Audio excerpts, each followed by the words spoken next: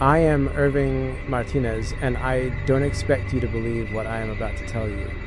You have every right to dismiss it as a mere fabrication, another ridiculous video, or the result of someone's boredom. You can assume whatever is most comfortable for you. However, with the certainty of a man who lives tormented, I assure you that the events I am about to narrate were horribly and indisputably real. My life was simple, marked by the blissful ignorance of an existence without major setbacks. My greatest concerns were limited to the daily grind and the common challenges of being an adult.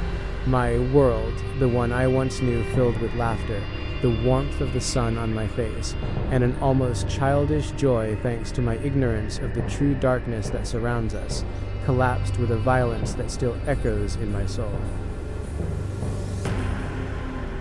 It crumbled, not all at once, but like a slow, corrosive cancer that consumes the flesh from within. And in its place, all that remains now is this cold and profound existence of sorrow and emptiness that neither time has been able to heal nor logic to explain.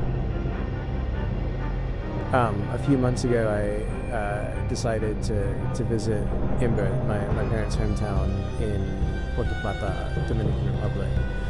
I hadn't been there since I was a child, and the idea of reconnecting with my roots, of breathing the same air as my ancestors, filled me with a mix of nostalgia and expectation. Imbert, nestled among gentle hills and with the constant murmur of the Baja Bonica River in the background, had always existed in my mind as an idyllic place, a refuge from the fast-paced life of the capital. I stayed at my cousin Alejandro's house, an old structure of wood and zinc, painted a faded blue that contrasted with the vibrant green of the yard. Alejandro and his family welcomed me with the characteristic warmth of country folk. Life there seemed to flow with the tranquility typical of a secluded place, governed by the sun and the sounds of nature. The roosters crow at dawn, the murmur of conversations at the nearby Colmado, or the whistle of the wind as it passed through the mango trees.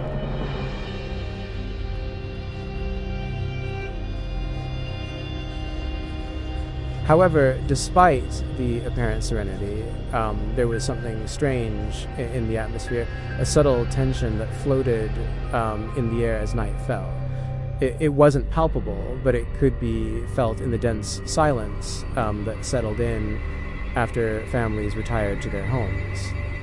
The neighbors spoke in low voices, and their gazes seemed to avoid certain dark spots on the horizon, especially toward the hill that rose imposingly to the west of the town. This peculiar atmosphere piqued my curiosity, which at first was merely intellectual, the interest of an outsider regarding a local peculiarity. But soon, that curiosity transformed into a growing unease. Something was hidden behind that facade of calm, and what began as a simple strangeness would soon deepen into my most profound terror.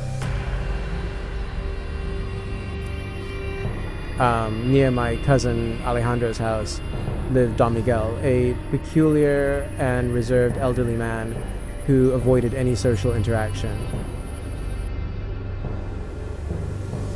The nights were usually peaceful and warm, yet I invariably woke up with a feeling of restlessness. On one occasion, upon getting up to use the bathroom, my eyes caught some flashlight beams moving next to my window. As I observed more closely, I distinguished Don Miguel, who was heading towards a nearby hill, towards a cave that remained perpetually shrouded in gloom. The curiosity completely dominated me. One night, I made the decision to follow Don Miguel. I waited patiently until he left his house, and maintaining a safe distance, I followed him silently to the cave. What I witnessed there left me absolutely paralyzed by fear. Don Miguel carried a very old book, and once inside, facing a crude stone altar, he began to read aloud. The words that came out of his mouth did not seem human. The sounds were guttural and dissonant, as if they came from a throat alien to this world, an endless litany of phrases meaningless to the ear. I hid behind some rocks, and what I heard made my body go completely still.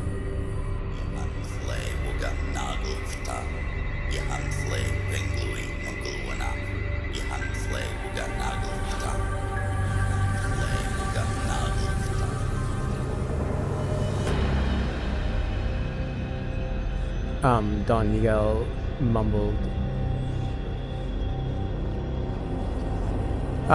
The cave began to vibrate with a strange energy.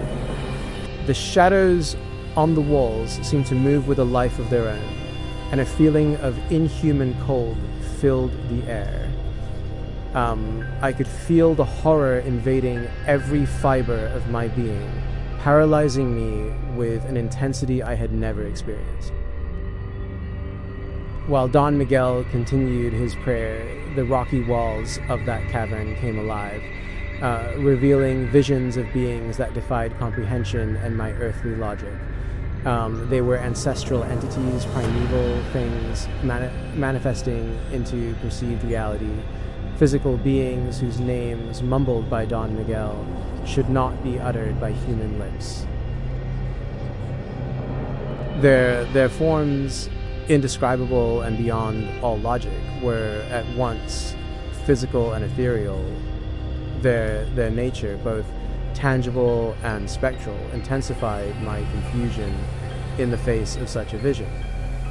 I witnessed a myriad of limbs of varied shapes and sizes, Dantian mouths filled with razor-sharp teeth, grotesque and countless eyes, and figures that defied any known anatomical structure.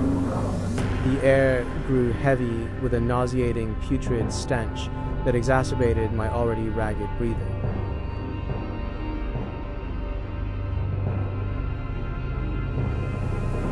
Don Miguel concluded his invocations, and just as serenely as he had arrived, he left the cave. My heart pounded uncontrollably as I approached where he had been. On a crude stone altar, I found his old books of invocations lying open. Their yellowed pages were filled with inscriptions and rudimentary drawings that detailed these entities.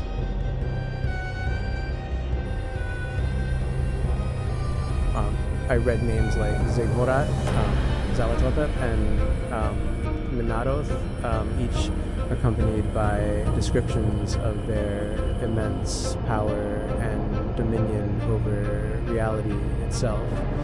The altar, clearly consecrated to these entities, was decorated with symbols and offerings of exceptional strangeness.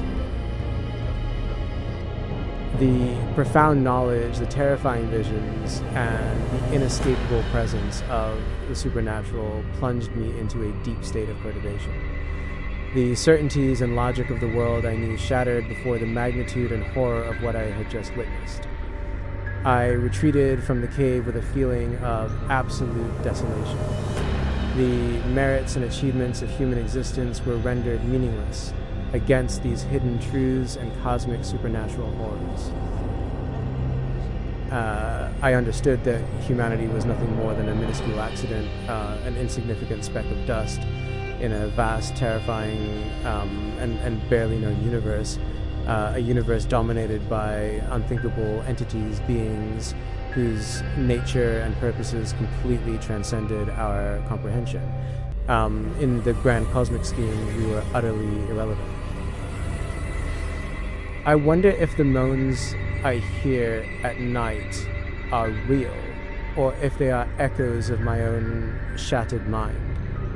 If the shadow that crosses the hallway is a vestige of what I saw, or the manifestation of my growing madness. And most terrifying of all is that deep down, I fear both answers are true. The whispers on the hill stole everything from me, and now only doubt remains as my sole faithful companion. Reflecting on everything I had seen and learned, I asked myself, what is humanity truly in the face of these ancient truths? Do we have any significance? Or are we merely ignorant spectators of a cosmos that surpasses us in every dimension?